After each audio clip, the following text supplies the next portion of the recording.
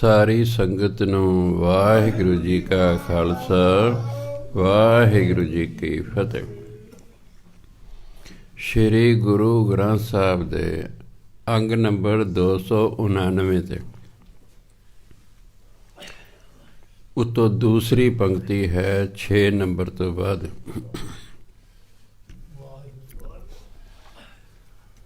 19ਵੀਂ ਅਸ਼ਟਪਦੀ ਚੱਲ ਰਹੀ ਹੈ।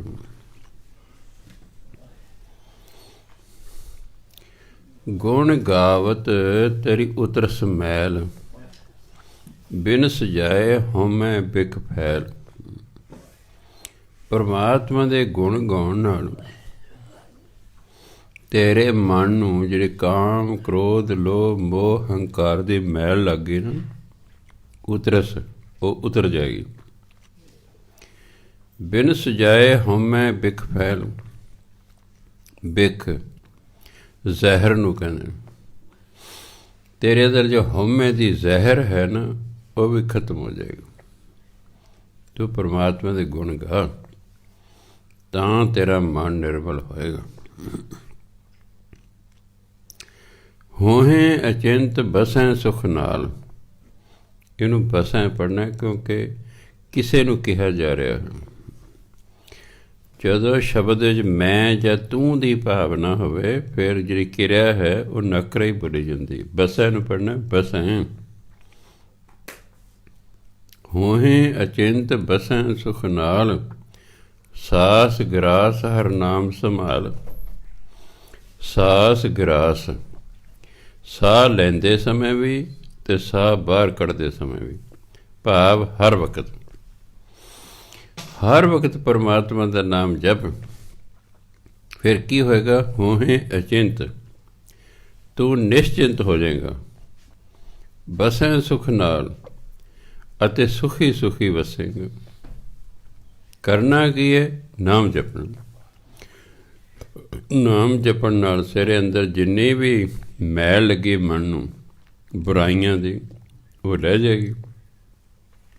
ਇਸ ਲਈ ਸਵਾਸ ਸਵਾਸ ਨਾਮ ਜਪ, ਤੂੰ ਨਿਸ਼ਚਿੰਤ ਹੋ ਜਾਏਗਾ ਅਤੇ ਸੁਖੀ ਵਸੇਗਾ। ਗੁਰੂ ਮਹਾਰਾਜ ਕਹਿੰਦੇ, ਗੁਣ ਗਾਵਤ ਤੇਰੀ ਉਤਰਸ ਮੈਲ। ਗੁਣ ਗਾਵਤ ਤੇਰੀ ਉਤਰਸ ਮੈਲ। ਗੁਣ ਗਾਵਤ ਤੇਰੀ ਉਤਰਸ ਮੈਲ।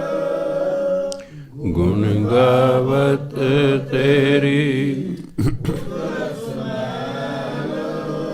ਬਿਨ ਸਜਾਏ ਹਉਮੈ ਬਿਖ ਫੈਲ। ਬਿਨ ਸਜਾਏ ਹਉਮੈ ਬਿਖ ਫੈਲ।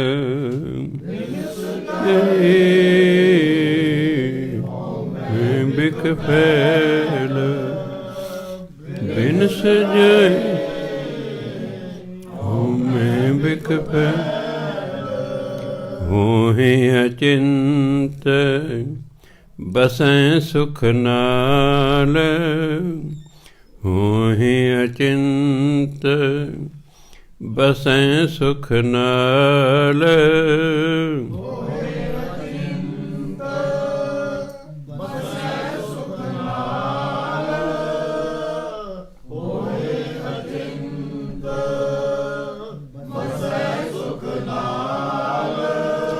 ਸਾਸ ਗਰਾਸ ਹਰ ਨਾਮ ਸੰਭਾਲ।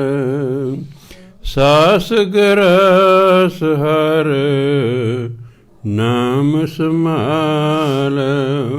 ਸਾਸ ਗਰਾਸ ਹਰ ਨਾਮ ਸੰਭਾਲ। ਸਾਸ ਗਰਾਸ ਹਰ ਨਾਮ ਸੰਭਾਲ। ਸੋ ਜਿੰਨਾ ਵੀ ਸਮਾਂ ਮਿਲੇ ਨਾਮ ਜਪਣਾ। ਸਾਰੀ ਬਾਣੀ ਦਾ ਤੱਤ ਸਾਰ ਇਹੀ ਹੈ ਕਿ ਭਾਈ ਪਰਮਾਤਮਾ ਦਾ ਨਾਮ ਜਪੋ ਅਤੇ ਸ਼ੁਭ ਕਰਮ ਕਰੋ। ਛਾੜ ਸਿਆਣਪ ਸਗਲੀ ਮਨਾ। ਸਾਧ ਸੰਗ ਪਾਵੇਂ ਸੱਚ ਤਨ। ਆਪਣੀ ਸਿਆਣਪ ਛੱਡ ਦੇ, ਕਹਿੰਦੇ ਆਪਣੀ ਸਾਰੀ ਸਿਆਣਪ ਛੱਡ ਦੇ। ਸਾਧੂ ਗੁਰੂ ਦੀ ਸੰਗਤ ਕਰ, ਪਾਵੇਂ ਸੱਚ ਤਨ। ਸੱਚਾ ਧਨ ਹੈ ਨਾਮ ਧਨ, ਤੈਨੂੰ ਨਾਮ ਧਨ ਦੀ ਪ੍ਰਾਪਤੀ ਹੋਵੇਗੀ। ਕਿਉਂਕਿ ਜਿਹੜਾ ਸੰਸਾਰਕ ਧਨ ਹੈ ਇਹ ਤੇ ਪਰਿਵਾਰ ਦੇ ਗੁਜ਼ਾਰੇ ਲਈ ਅਸੀਂ ਇਕੱਠਾ ਕਰਨਾ। ਜਿਹੜਾ ਨਾਮ ਧਨ ਹੈ ਅਸਲ ਇਕੱਠਾ ਕਰਨ ਅਸੀਂ ਇਹ ਆਏ ਹੋਏ ਹਾਂ। ਸੰਸਾਰਕ ਧਨ ਤੇ ਪਰਿਵਾਰ ਦੇ ਗੁਜ਼ਾਰੇ ਲਈ ਹੈ। ਨਾਮ ਧਨ ਲੋਕ ਪਰਲੋਕ ਲਈ ਹੈ। ਇਸ ਲਈ ਨਾਮ ਧਨ ਇਕੱਠਾ ਕਰਨਾ। ਹਰ ਪੂੰਜੀ ਸੰਚ ਕਰੋ ਵਿਵਹਾਰ। ਹਰੀ ਦੀ ਪੂੰਜੀ, ਨਾਮ ਦੀ ਪੂੰਜੀ ਇਕੱਠੀ ਕਰਨੀ, ਇਹੀ ਵਿਹਾਰ ਕਰਨਾ। ਨਾਮ ਦੀ ਪੂੰਜੀ ਇਕੱਠੀ ਕਰਨੀ ਹੈ। ਨਾਮ ਜਪਣਾ ਹੈ, ਦੂਜੇ ਨੂੰ ਨਾਮ ਜਪਣ ਲਈ ਪ੍ਰੇਰਨਾ, ਤਾਂ ਜੋ ਦੂਜੇ ਦਾ ਭਲਾ ਹੋਵੇ। ਕਿਸੇ ਦਾ ਭਲਾ ਕਰਨਾ ਸ਼ੁਭ ਕਰਮ ਹੁੰਦਾ ਹੈ। ਅਗਲਾ ਮੰਨੇ ਨਾ ਮੰਨੇ ਉਹਦੀ ਮਰਜ਼ੀ ਹੈ। ਆਪ ਸਤਸੰਗ 'ਚ ਆਉਣਾ, ਆਪਣੇ ਪਰਿਵਾਰ ਨੂੰ ਸਤਸੰਗ 'ਚ ਲਿਆਉਣਾ ਕਿੰਨਾ ਭਲਾ ਹੈ। ਆ ਜਿਹੜੇ ਕਹਿੰਦੇ ਸਾਡੇ ਬੱਚੇ ਆ, ਸਾਡੇ ਆਖੇ ਨਹੀਂ ਲੱਗਦੇ ਜੀ, ਸਾਰੇ ਵਿਗੜ ਗਏ ਨੇ, ਉਹ ਇਹੀ ਕਾਰਨ ਹੈ। ਨਾ ਆਪ ਸਤਸੰਗਤ ਕੀਤੀ, ਨਾ ਬੱਚਿਆਂ ਨੂੰ ਕਰਾਈ। ਅਕਲ ਕਿੱਥੋਂ ਆਵੇ? ਅਕਲ ਕਿੱਥੋਂ ਆਵੇ? ਅਕਲ ਤੇ ਗੁਰੂ ਤੋਂ ਪ੍ਰਾਪਤ ਹੋਣੀ ਹੈ। ਗੁਰੂ ਦੇ ਦਰ 'ਤੇ ਆਉਂਦੇ ਨਹੀਂ ਹੈਗੇ। ਆਪ ਵੀ ਸਤਸੰਗ 'ਚ ਆਓ, ਆਪਣੇ ਪਰਿਵਾਰ ਨੂੰ ਵੀ ਲੈ ਕੇ ਆਓ। ਕੋਈ ਦੋਸਤ ਮਿੱਤਰ ਰਿਸ਼ਤੇਦਾਰ ਹੈ ਉਹਨੂੰ ਵੀ ਪ੍ਰੇਰੋ। ਜੋ ਨਹੀਂ ਨਾ ਹੁੰਦਾ ਉਹਨੂੰ ਕਹੇ ਮੇਰੀ ਰੋਜ਼ 1 ਘੰਟਾ ਕਥਾ ਸੁਣਿਆ ਕਰ। ਸਿੱਧੇ ਨਹੀਂ ਸੁਣ ਸਕਦਾ ਉਹਨੂੰ ਕਹੇ YouTube 'ਤੇ ਸੁਣ ਲਿਆ ਕਰ। ਮੈਂ ਦਾਅਵੇ ਨਾਲ ਕਹਿਣਾ, ਜਿਹੜਾ 1 ਘੰਟਾ ਰੋਜ਼ 30 ਦਿਨ ਮੇਰੀ ਕਥਾ ਸੁਣ ਲੱਗਣਾ, ਗੁਰਦੁਆਰੇ ਆਉਣ ਲੱਗ ਜਾਏਗਾ। ਉਸ ਵੇਲੇ ਸ਼ਰਤ ਇਹ ਹੈ ਕਿ ਮੋਬਾਈਲ ਬੰਦ ਹੋਣਾ ਚਾਹੀਦਾ, ਕੋਈ ਤੁਹਾਨੂੰ ਬੁਲਾਵੇ ਨਾ, ਤੁਹਾਡਾ ਸਾਰਾ ਧਿਆਨ ਕਥਾ 'ਚ ਹੋਣਾ ਚਾਹੀਦਾ। 30 ਦਿਨ ਸੁਣ ਲਓ, ਗੁਰਦੁਆਰੇ ਆਉਣ ਲੱਗ ਜਾਓਗੇ। ਕਿਉਂ? ਅਕਲ ਆ ਜਾਏਗੀ, ਸੋਝੀ ਆ ਜਾਏਗੀ। ਓਹੋ, ਵੀ ਮੈਂ ਇੰਨੇ ਸਾਲ ਐਵੇਂ ਗਵਾ ਲਏ। ਫਿਰ ਤੁਹਾਡਾ ਮਨ ਕੀ ਕਹੇ, ਮੈਂ ਇੰਨੇ ਸਾਲ ਐਵੇਂ ਗਵਾ ਲਏ, ਸਤ ਸੰਗਤ ਕੀਤੀ ਹੀ ਨਹੀਂ, ਬਾਣੀ ਪੜ੍ਹੀ ਨਹੀਂ, ਨਾਮ ਜਪਿਆ ਨਹੀਂ, ਐਵੇਂ ਜ਼ਿੰਦਗੀ ਗਵਾ ਲਈ ਹੈ। ਇਸ ਲਈ ਕਹਿੰਦੇ ਨਾਮ ਧਨ ਇਕੱਠਾ ਕਰਨਾ। ਹਰ ਪੂੰਜੀ ਸੰਚ ਇਕੱਠਾ ਕਰ, ਹਰੀ ਦੀ ਪੂੰਜੀ ਇਕੱਠੀ ਕਰੋ, ਨਾਮ ਧਨ ਇਕੱਠਾ ਕਰੋ, ਇਹੀ ਵਿਹਾਰ ਹੈ। ਫਿਰ ਕੀ ਹੋਏਗਾ? ਜੇ ਤੁਹਾਡੇ ਕੋਲ ਨਾਮ ਧਨ ਹੋਏਗਾ, ਇਹਾਂ ਸੁਖ ਦਰਗਾਹ ਜੈਕਾਰ। ਇੱਥੇ ਤੁਹਾਨੂੰ ਸੁੱਖ ਮਿਲੇਗਾ ਅਤੇ ਪਰਮਾਤਮਾ ਦੇ ਦਰ 'ਤੇ ਤੁਹਾਡੀ ਜੈ ਜੈਕਾਰ ਹੋਵੇਗੀ। ਨਾਮ ਜਪਣ ਵਾਲੇ ਦੀ ਇੱਥੇ ਵੀ ਜੈ ਜੈਕਾਰ ਹੁੰਦੀ ਹੈ, ਅੱਗੇ ਵੀ ਹੁੰਦੀ ਹੈ। ਮਾਇਆ ਨਾਲ ਇੱਥੇ ਜੈ ਜੈਕਾਰ ਹੁੰਦੀ ਹੈ, ਉਹ ਵੀ ਤਾਂ ਜੇ ਤੁਸੀਂ ਮਾਇਆ ਨਾਲ ਕਿਸੇ ਦੀ ਸਹਾਇਤਾ ਕਰਦੇ ਹੋ। ਜੇ ਤੁਸੀਂ ਮਾਇਆ ਆਪਣੇ ਕੋਲ ਹੀ ਇਕੱਠੀ ਕੀਤੀ ਹੈ, ਫਿਰ ਤੁਹਾਡੀ ਜੈ ਜੈਕਾਰ ਕੋਈ ਨਹੀਂ ਹੋਣੀ। ਹਾਂ, ਉਹ ਤੁਸੀਂ ਕਿਸੇ ਦੀ ਸਹਾਇਤਾ ਕਰਦੇ ਲੋਕਾਂ ਦੀ ਮਾਇਆ ਨਾਲ, ਫਿਰ ਤਾਂ ਤੁਹਾਡੀ ਜੈ ਜੈਕਾਰ ਹੋਏਗੀ। ਪਰ ਨਾਮ ਧਨ ਇੱਕ ਐਸਾ ਧਨ ਹੈ ਕਿ ਲੋਕ 'ਚ ਵੀ ਜੈ ਜੈਕਾਰ ਕਰਾਉਂਦਾ, ਪਰਲੋਕ 'ਚ ਵੀ ਕਰਾਉਂਦਾ ਹੈ। ਅਤੇ ਅਸੀਂ ਤਾਂ ਆ ਹੀ ਨਾਮ ਜਪਣ। ਜਦੋਂ 1 ਮਹੀਨੇ ਤੁਹਾਨੂੰ ਗਿਆਨ ਹੋ ਜਾਏਗਾ ਕਿ ਉਹ ਬੰਦਿਆ ਤੂੰ ਤਾਂ ਆਇਆ ਹੀ ਨਾਮ ਜਪਣ ਸੀ, ਤੂੰ ਹੋਰ ਕੰਮਾਂ 'ਚ ਲੱਗਾ ਰਿਹਾ ਹੈ, ਤੂੰ ਹੁਣ ਤੱਕ ਦਾ ਜੀਵਨ ਵਿਅਰਥ ਗਵਾ ਲਿਆ ਹੈ। ਫਿਰ ਮੁੜ ਪਏਗਾ।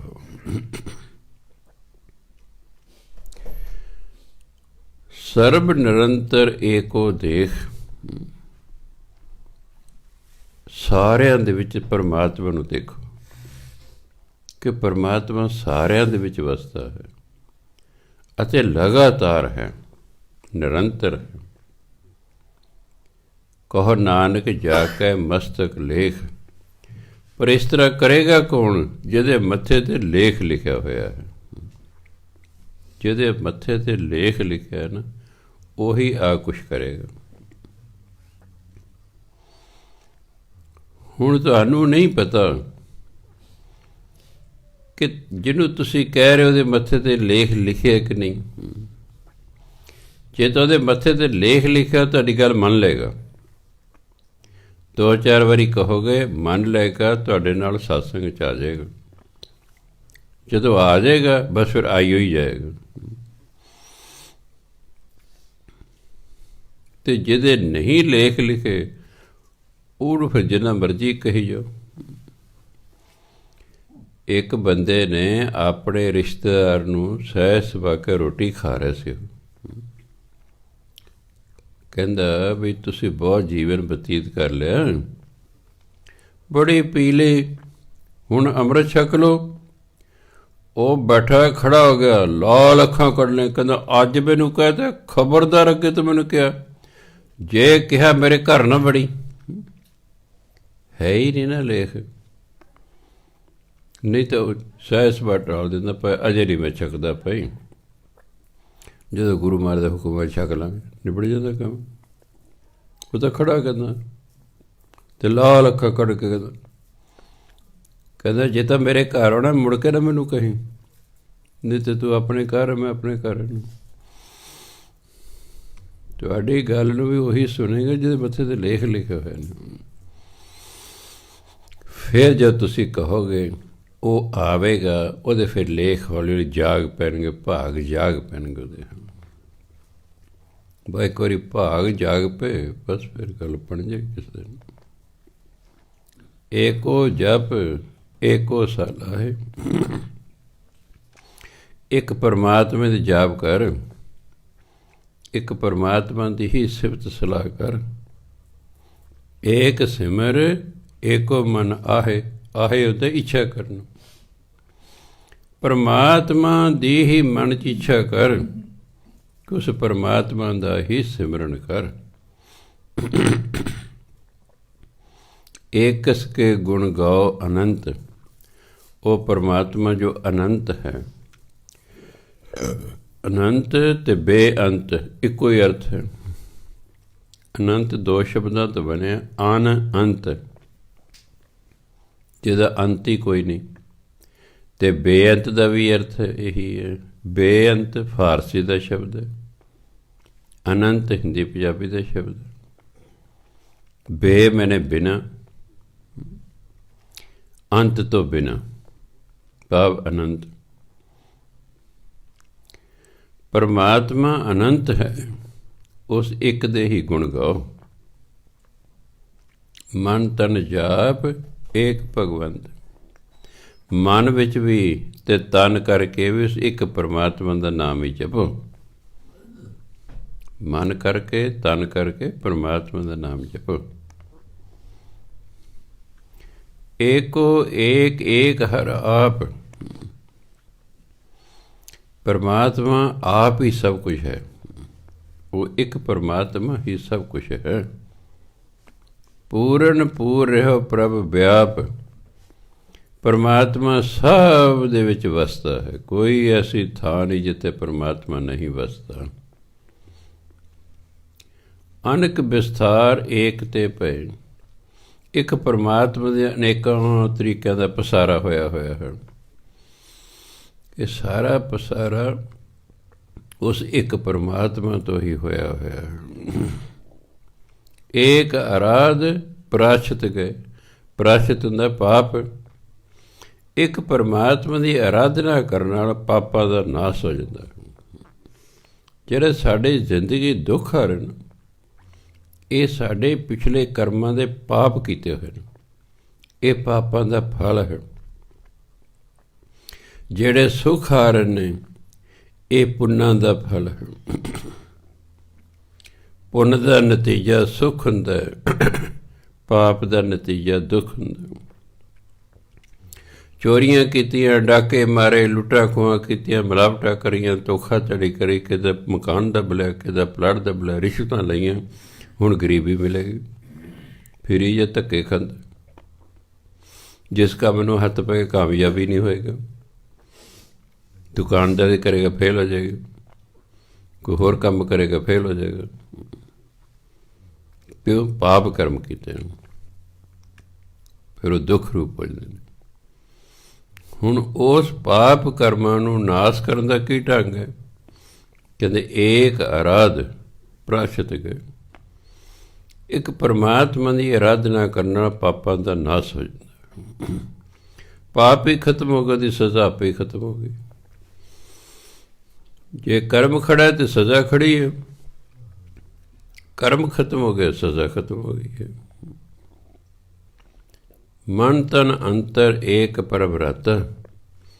ਜਿਹਦਾ ਮਨ ਅਤੇ ਤਨ ਇੱਕ ਪਰਮਾਤਮਾ ਦੇ ਪਿਆਰ 'ਚ ਰੰਗਿਆ ਗਿਆ, ਰਤਾ ਰੰਗਿਆ ਗਿਆ। ਗੁਰ ਪ੍ਰਸਾਦ ਨਾਨਕ ਇੱਕ ਜਾਤਾ। ਉਹ ਗੁਰੂ ਦੀ ਕਿਰਪਾ ਨਾਲ ਇੱਕ ਪਰਮਾਤਮਾ ਨੂੰ ਜਾਣ ਲੈਂਦਾ ਹੈ। ਕਿਉਂਕਿ ਪਿਆਰ ਜ਼ਰੂਰੀ ਹੈ। ਜਿਨ ਪ੍ਰੇਮ ਕੀਓ ਤਿਨ ਹੀ ਪ੍ਰਭ ਪਾਇ।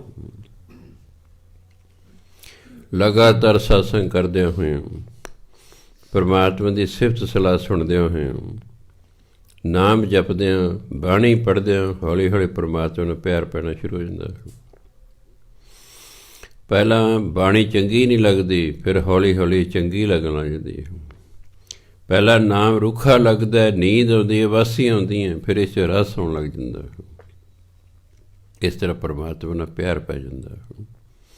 ਅਤੇ ਜਦੋਂ ਪਰਮਾਤਮਾ ਨਾਲ ਪਿਆਰ ਪੈਦਾ ਹੋ ਜਾਏਗਾ, ਫਿਰ ਗੁਰ ਪ੍ਰਸਾਦ, ਫਿਰ ਗੁਰੂ ਦੀ ਕਿਰਪਾ ਹੋ ਜਾਏਗੀ। ਨਾਨਕ ਇੱਕ ਜਾਤਾ। ਇਹ ਮਨੁੱਖ ਇੱਕ ਪਰਮਾਤਮਾ ਨੂੰ ਜਾਣ ਲਵੇਗਾ। ਇੱਥੋਂ ਤੱਕ 19 ਅਸ਼ਟਪਦੀਆਂ ਹੋ ਗਈਆਂ ਨੇ। ਹੁਣ 20ਵੀਂ ਅਸ਼ਟਪਦੀ ਸ਼ੁਰੂ ਹੋ ਰਹੀ ਹੈ। ਸ਼ਲੋਕ। ਫਿਰਤ ਫਿਰਤ ਪ੍ਰਭ ਆਇਆ, ਪਰਿਆ ਤੋ ਸ਼ਰਨ ਆਏ। ਨਾਨਕ ਕੀ ਪ੍ਰਭ ਬੇਨਤੀ, ਆਪਣੀ ਭਗਤੀ ਲਾਏ। ਕਹਿੰਦੇ ਹੇ ਪਰਮਾਤਮਾ, ਮੈਂ ਭਟਕਦਾ ਭਟਕਦਾ ਤੇਰੀ ਸ਼ਰਨ 'ਚ ਆ ਗਿਆ। ਕਿਉਂਕਿ ਜਿਹੜੇ ਦੇ ਵੱਡੇ ਭਾਗਾਂ ਵਾਲਾ, ਉਹ ਤਾਂ ਸੁਖੀ ਹੁੰਦਿਆਂ ਵੀ ਪਰਮਾਤਮਾ ਦਾ ਨਾਮ ਜਪਣ ਆਉਂਦਾ। ਨਹੀਂ ਤਾਂ ਬਹੁਤੇ ਲੋਕ ਫਿਰ ਜਦ ਬਹੁਤ ਦੁਖੀ ਹੁੰਦੇ ਨੇ, ਉਹਨਾਂ ਨੂੰ ਕੋਈ ਰਾਹ ਨਹੀਂ ਮਿਲਦਾ। ਫਿਰ ਉਹਨਾਂ ਨੂੰ ਕੋਈ ਕਹਿੰਦਾ ਭਾਈ ਤੂੰ ਪਾਠ ਕਰ, ਨਾਮ ਜਪ, ਤਾਂ ਤੇਰੇ ਕੋਈ ਗੱਲ ਬਣੇਗੀ। ਫਿਰ ਉਹ ਫਸਿਆ ਹੋਇਆ ਮਾਰ ਖਾਂਦਾ। ਫਿਰ ਉਹਦੇ ਕਾਰਜ ਰਾਸ ਹੋਣ ਲੱਗਦੇ ਨੇ। ਫਿਰ ਉਹਨੂੰ ਗਿਆਨ ਹੋ ਜਾਂਦਾ ਹੈ ਵੀ ਬਾਣੀ 'ਚ ਕਿਤਨੀ ਤਾਕਤ ਹੈ। ਇਹ ਤਾਂ ਮੇਰੇ ਕਾਰਜ ਰਾਸ ਕਰਦੇ ਨੇ। ਫਿਰ ਬੰਦਾ ਆਪੇ ਲੱਗਾ ਰਹਿੰਦਾ ਪੜ੍ਹਦਾ। ਜਿਵੇਂ ਜਿਹੜੇ ਅਮਲੀ ਨੇ, ਕਿਸੇ ਨੂੰ ਅਮਲ 'ਤੇ ਲਾਉਣਾ ਹੈ, ਨਸ਼ਈ ਬਣਾਉਣਾ ਹੈ, ਉਹਨੂੰ ਨਸ਼ਾ ਆਪਣੇ ਕੋਲ ਮੁਫਤ ਦਿੰਦੇ ਨੇ। ਕਈ ਦਿਨ ਦਿੰਦੇ ਰਹਿੰਦੇ ਨੇ। ਉਹ ਮੁਫਤ ਦਾ ਹੋਣ ਕਰਕੇ ਉਹ ਖਾਈ ਜਾਂਦਾ ਹੈ। ਜਦੋਂ ਪਹਿਲਾ ਅਮਲੀ ਦੇਖਦਾ ਕਿ ਹਾਂ ਹੁਣ ਇਹ ਨਸ਼ਈ ਹੋ ਗਿਆ ਹੈ, ਹੁਣ ਉਹ ਕਹਿੰਦਾ ਵੀ ਆਪਣਾ ਆਪ ਕਰ। ਫਿਰ ਉਹ ਚਾਹੇ ਘਰ ਦੇ ਭਾਂਡੇ ਵਿੱਚ ਜੋ ਮਰਜ਼ੀ ਕਰੇ, ਫਿਰ ਉਹਨੇ ਨਸ਼ਾ ਕਰਨਾ ਹੀ ਕਰਨਾ। ਇਹ ਬਾਣੀ ਦਾ ਨਾਮ ਦਾ ਵੀ ਇੱਕ ਨਸ਼ਾ ਹੈ। ਇਹ ਵੀ ਜਿਹਨੂੰ ਚਸਕਾ ਪੈ ਜਾਏ ਨਾ, ਫਿਰ ਆਪੇ ਹੀ ਜਪਦਾ ਰਹਿੰਦਾ ਹੁੰਦਾ। ਇੱਕ ਵਾਰੀ ਉਹਨੂੰ ਲਾਉਣਾ ਹੈ ਇਸ ਪਾਸੇ। ਨਾਨਕ ਕੀ ਪ੍ਰਭ ਬੇਨਤੀ, ਆਪਣੀ ਭਗਤੀ ਲਾਏ। ਕਹਿੰਦੇ ਮੈਂ ਭਟਕਦਾ ਭਟਕਦਾ ਹੈ ਪਰਮਾਤਮਾ ਤੇਰੇ ਦਰ 'ਤੇ ਆ ਗਿਆ ਹਾਂ, ਤੇਰੀ ਸ਼ਰਨ 'ਚ ਆ ਗਿਆ ਹਾਂ। ਮੇਰੀ ਹੁਣ ਬੇਨਤੀ ਹੈ ਕਿ ਮੈਨੂੰ ਆਪਣੀ ਭਗਤੀ 'ਚ ਲਾ ਲੈ। ਅਸ਼ਟਪਦੀ। ਜਾਚਕ ਜਨ ਜਾਚੈ ਪ੍ਰਭ ਦਾਨ, ਕਰ ਕਿਰਪਾ ਦੇਵੋ ਹਰ ਨਾਮ। ਜਾਚਕ ਹੁੰਦਾ ਮੰਗਤਾ, ਯਾਚਨਾ ਕਰਨ ਵਾਲਾ, ਬਿਨੈਕਾਰ ਬੇਨਤੀ ਕਰਤਾ, ਮੰਗਤਾ। ਜਾਚਕ ਮੰਗਤਾ, ਜਾਚੈ ਮੰਗਦਾ ਹੈ। ਪ੍ਰਭ ਹੈ ਪਰਮਾਤਮਾ, ਕਹਿੰਦੇ ਮੈਂ ਮੰਗਦਾ, ਹੇ ਪ੍ਰਮਾਤਮਾ ਤੇਰੇ ਤੋਂ ਦਾਨ ਮੰਗਦਾ। ਇੱਕ ਕੀ ਦਾਨ ਮੰਗਦਾ? ਕਰ ਕਿਰਪਾ ਦੇਵੋ ਹਰ ਨਾਮ, ਕਿਰਪਾ ਕਰਕੇ ਮੈਨੂੰ ਆਪਣੇ ਨਾਮ ਦੀ ਦਾਤ ਦਿਓ, ਨਾਮ ਦਾ ਦਾਨ ਦਿਓ, ਤਾਂ ਜੋ ਮੈਂ ਤੁਹਾਡਾ ਨਾਮ ਜਪ ਸਕਾਂ। ਭਟਕ ਭਟਕ ਕੇ ਧੱਕੇ ਖਾ ਖਾ ਗਿਆਨ ਹੋ ਗਿਆ ਨਾ ਕਿ ਨਾਮ ਜਪਣ ਨਾਲ ਹੀ ਸੁੱਖ ਮਿਲਣਾ। ਬਾਣੀ ਦਾ ਨਿਰਣੈ ਸੁਖ ਨਾਹੀ ਰੇ, ਹਰ ਨਾਮ ਬਿਨਾ, ਹਰ ਭਗਤ ਬਿਨਾ, ਪਰਮਾਤਮਾ ਦੀ ਭਗਤੀ ਤੋਂ ਬਿਨਾਂ ਸੁੱਖ ਹੀ ਨਹੀਂ ਹੈ। ਫੇਰ ਆਉਂਦਾ, ਫੇਰ ਤਰਲੇ ਕੱਢਦਾ, ਮੈਨੂੰ ਨਾਮ ਦੀ ਦਾਤ ਬਖਸ਼ੋ। ਸਾਜਨਾ ਕੀ ਮੰਗੋ ਧੂਰ, ਮੈਂ ਸਾਧੂਆਂ ਦੀ ਚਰਨ ਧੂੜ ਮੰਗਦਾ ਹਾਂ। ਪਾਰ ਬ੍ਰਹਮ ਮੇਰੀ ਸ਼ਰਧਾ ਪੂਰ, ਹੇ ਪ੍ਰਮਾਤਮਾ ਮੇਰੀ ਇੱਛਾ ਪੂਰੀ ਕਰ। ਸ਼ਰਧਾ ਇੱਛਾ, ਮੇਰੀ ਇੱਛਾ ਪੂਰੀ ਕਰ, ਮੈਨੂੰ ਸਾਧੂਆਂ ਦੀ ਚਰਨ ਧੂੜ ਬਖਸ਼। ਭਾਵ ਮੈਂ ਨਿਮਰਤਾ ਸਹਿਤ ਸਾਧੂਆਂ ਦੀ ਸੰਗਤ ਕਰਾਂ, ਉਹਨਾਂ ਦੀ ਸੇਵਾ ਕਰਾਂ। ਸਦਾ ਸਦਾ ਪ੍ਰਭ ਕੇ ਗੁਣ ਗਾਵਾਂ, ਸਾਸ ਸਾਸ ਪ੍ਰਭ ਤੁਮੈ ਧਿਆਵਾਂ। ਕਹਿੰਦੇ ਹੇ ਪ੍ਰਮਾਤਮਾ ਮੇਰੀ ਇੱਛਾ ਹੈ ਕਿ ਮੈਂ ਸਦਾ ਹੀ ਤੇਰੇ ਗੁਣ ਗਾਉਂਦਾ ਰਹਾਂ, ਸਵਾਸ ਸਵਾਸ ਤੈਨੂੰ ਧਿਆਉਂਦਾ ਰਹਾਂ। ਚਰਨ ਕਮਲ ਸੋ ਲਾਗੈ ਪ੍ਰੀਤ, ਤੇਰੇ ਚਰਨ ਕਮਲ ਨਾਲ ਮੇਰਾ ਪਿਆਰ ਪੈਦਾ ਹੋ ਜਾਏ, ਤੇਰੇ ਨਾਮ ਨਾਲ ਮੇਰਾ ਪਿਆਰ ਪੈਦਾ ਹੋ ਜਾਏ। ਭਗਤ ਕਰੋ ਪ੍ਰਭ ਕੀ ਨਿਤ ਨੀਤ, ਨਿਤ ਨੀਤ ਨਾ ਹਮੇਸ਼ਾ, ਤੇ ਮੈਂ ਹਮੇਸ਼ਾ ਪਰਮਾਤਮਾ ਦੀ ਭਗਤੀ ਕਰਾਂ। ਬੇਨਤੀ ਕੀਤੀ ਜਾ ਰਹੀ ਨਾ, ਏਕ ਓਟ ਏਕੋ ਆਧਾਰ, ਨਾਨਕ ਮੰਗੈ ਨਾਮ ਪ੍ਰਭਸਾਰ। ਇੱਕ ਪਰਮਾਤਮਾ ਦੇ ਮੈਨੂੰ ਓਟ ਹੋਵੇ, ਉਸੇ ਦਾ ਹੀ ਆਸਰਾ ਹੋਵੇ। ਨਾਨਕ ਜਦੋਂ ਕੱਕੇ ਨੂੰ ਉਂਕ ਲੱਗ ਜਾਏ, ਫਿਰ ਕਹਿੰਦੇ ਗੁਰੂ ਮਾਰ ਕੇ ਮੈਂ ਨਾਨਕ ਮੰਗੈ ਨਾਮ ਪ੍ਰਭਸਾਰ। ਸਾਰ ਦਾ ਉੱਤਮ, ਪਰ ਨਾਮ ਪਰਮ ਸ੍ਰੇਸ਼ਟ ਹੈ, ਤੇ ਨਾਨਕ ਤੇਰੇ ਤੋਂ ਨਾਮ ਦੀ ਦਾਤ ਮੰਗਦਾ ਹੈ। ਪਰਮਾਤਮਾ ਮੈਨੂੰ ਆਪਣੇ ਨਾਮ ਦੀ ਦਾਤ ਦੇ, ਆਪਣੇ ਨਾਮ ਦਾ ਦਾਨ ਦੇ, ਮੈਂ ਦਿਨ ਰਾਤ ਤੇਰਾ ਨਾਮ ਜਪਾਂ। ਪ੍ਰਭ ਕੀ ਦ੍ਰਿਸ਼ਟ ਮਹਾ ਸੁਖ ਹੋਏ। ਜੇ ਪਰਮਾਤਮਾ ਕਿਰਪਾ ਦ੍ਰਿਸ਼ਟੀ ਕਰਦੇ ਨਾ, ਕਹਿੰਦੇ ਮਹਾਨ ਸੁੱਖ ਦੀ ਪ੍ਰਾਪਤੀ ਹੁੰਦੀ ਹੈ। ਹਰ ਰਸ ਪਾਵੈ ਬਿਰਲਾ ਕੋਈ, ਪਰ ਇਹ ਨਾਮ ਰਸ ਕੋਈ ਵਿਰਲਾ ਟਾਵੇਂ ਜਿਹਨੂੰ ਪ੍ਰਾਪਤ ਹੁੰਦਾ ਹੈ। ਕਿਉਂਕਿ ਜਦੋਂ ਨਾਮ 'ਚੋਂ ਕਿਸੇ ਨੂੰ ਰਸ ਆਉਣ ਲੱਗ ਗਿਆ, ਫਿਰ ਉਹਨੇ ਕੋਈ ਗੱਲਾਂ ਗੁੱਲਾਂ ਨਹੀਂ ਕਰਨੀ, ਉਹਨੂੰ ਚੰਗਾ ਹੀ ਨਹੀਂ ਲੱਗਣਾ, ਉਹਨੂੰ ਅੱਛਾ ਹੀ ਨਹੀਂ ਲੱਗਣਾ। ਇੱਕ ਵਾਰੀ ਸੰਤ ਸੁਖਦੇਵ ਸਿੰਘ ਜੀ ਕੋਲ ਬੈਠਾ, ਉਹਨਾਂ ਨੂੰ ਪਤਾ ਸੀ ਕਿ ਇਹ ਸੰਸਾਰਕ ਗੱਲਾਂ ਨਹੀਂ ਕਰਦਾ, ਕਿਉਂਕਿ ਸੰਸਾਰ ਗੱਲਾਂ ਕਰਕੇ ਸਾਧੂਆਂ ਦਾ ਸਮਾਂ ਨਸ਼ਟ ਹੁੰਦਾ। ਇਹ ਮੈਨੂੰ ਸ਼ੁਰੂ ਤੋਂ ਇਸ ਗੱਲ ਦਾ ਗਿਆਨ ਸੀ। ਸਾਧੂਆਂ ਕੋਲ ਦੇ ਨਾਮ ਦੀ ਗੱਲ ਕਰਨੀ ਚਾਹੀਦੀ, ਬਾਣੀ ਦੀ ਗੱਲ ਕਰਨੀ, ਸੰਸਾਰ ਗੱਲਾਂ ਕੀ ਕਰਨੀ ਉਹਨਾਂ ਕੋਲ।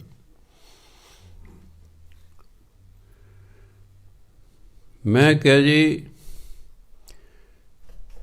ਕਈ ਮਹਾਤਮਾ ਬਹੁਤ ਘੱਟ ਅੱਖਾਂ ਖੋਲ੍ਹਦੇ ਨੇ। ਕਹਿੰਦੇ ਮਾਸਟਰ ਜੀ, ਜਦੋਂ ਬੰਦਾ ਭਜਨ ਬੰਦਗੀ ਨਹੀਂ ਕਰਦਾ, ਸੰਸਾਰੀ ਹੁੰਦਾ ਹੈ, ਇਹ ਜਦੋਂ ਤੁਰਦਾ ਹੈ ਨਾ ਬਾਜ਼ਾਰ 'ਚ, ਇਹ 100% ਅੱਖਾਂ ਖੋਲ੍ਹਦਾ। ਕਦੇ ਅੱਗੇ ਵੇਖਦਾ, ਕਦੇ ਖੱਬੇ ਵੇਖਦਾ, ਕਦੇ ਸੱਜੇ ਵੇਖਦਾ, ਕਦੇ ਚੁਬਾਰੇ ਵੇਖਦਾ ਉੱਪਰ। ਜਿਉਂ-ਜਿਉਂ ਭਜਨ ਬੰਦਗੀ ਕਰਦਾ, ਫਿਰ ਸਿਰਫ 75% ਅੱਖਾਂ ਖੋਲ੍ਹਦਾ, 25% ਅੱਖਾਂ ਨਹੀਂ ਖੋਲ੍ਹਦਾ। ਫਿਰ ਜਦੋਂ ਹੋਰ ਭਜਨ ਬੰਦਗੀ ਹੋ ਜਾਂਦੀ ਹੈ, ਫਿਰ ਸਿਰਫ 50% ਹੀ ਅੱਖਾਂ ਖੋਲ੍ਹਦਾ। ਫਿਰ ਉੱਪਰ ਨਹੀਂ ਵੇਖਦਾ, ਖੱਬੇ ਨਹੀਂ ਵੇਖਦਾ, ਸੱਜੇ ਨਹੀਂ ਵੇਖਦਾ, ਬਸ ਸਾਹਮਣੇ ਵੇਖਦਾ। ਜਦੋਂ ਹੋਰ ਭਜਨ ਬੰਦਗੀ, ਫਿਰ 25% ਅੱਖਾਂ ਖੋਲ੍ਹਦਾ, ਸਿਰਫ 10-12 ਫੁੱਟ ਤੱਕ ਵੇਖਦਾ, ਵੀ ਅੱਗੇ ਕੋਈ ਚੀਜ਼ ਤਾਂ ਨਹੀਂ ਹੈ। ਦੂਰ ਤੱਕ ਨਹੀਂ ਵੇਖਦਾ, ਖੱਬੇ ਨਹੀਂ ਵੇਖਦਾ, ਸੱਜੇ ਨਹੀਂ ਵੇਖਦਾ, ਉੱਪਰ ਨਹੀਂ ਵੇਖਦਾ, ਉਹਦਾ ਜੀਓ ਹੀ ਨਹੀਂ ਕਰਦਾ ਵੇਖਣ ਨੂੰ। ਤੇ ਜਦੋਂ ਬਹੁਤ ਭਜਨ ਬੰਦਗੀ ਉਹਦਾ ਅੱਖਾਂ ਖੋਲ੍ਹਣ ਨੂੰ ਜੀ ਨਹੀਂ ਕਰਦੇ, ਮੈਂ ਸੰਸਾਰ ਤੋਂ ਕੀ ਲੈਣਾ। ਉਹਨੂੰ ਅੰਦਰੋਂ ਹੀ ਇੰਨਾ ਆਨੰਦ ਆਉਂਦਾ ਹੈ ਭਜਨ ਬੰਦਗੀ ਕਰਕੇ ਕਿ ਉਹਦੇ ਆਪਣੇ ਆਪ ਹੀ ਅੱਖਾਂ ਬੰਦ ਹੋ ਜਾਂਦੀਆਂ। ਕਹਿੰਦੇ ਇਸ ਲਈ